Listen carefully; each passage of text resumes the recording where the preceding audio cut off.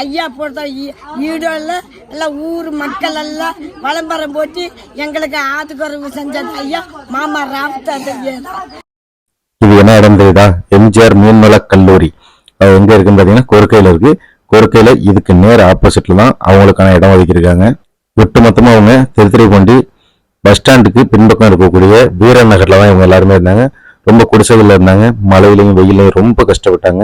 அவங்களோட கஷ்டத்தை போக்குற விதமா இந்த திமுக அரசுல தான் அவங்களுக்கு ஒரு விடிவு வந்திருக்கு அப்படின்னு சொல்லலாம். அந்த அளவுக்கு ஒரு சிறப்பா சூப்பரா பார்த்தீங்கன்னா ஒரு பெரிய கிரவுண்ட்ல எல்லாருக்குமே காங்கிரீட் பில்டிங்ல வீடு கட்டி கொடுத்துட்டு இருக்காங்க.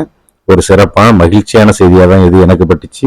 ஏன்னா அவங்க இவ்வளவு நாள் இருந்து அந்த குழந்தைகளை வச்சுட்டு பச்சை குழந்தைகளை வச்சுட்டு அந்த மழையிலையும் வெயிலையும் ரொம்ப கஷ்டப்பட்டாங்க, ரொம்ப போராடினாங்க. ஒவ்வொரு நாளும் உயிரை கையில பிடிச்சிட்டு வாழ்ந்துருந்தாங்க.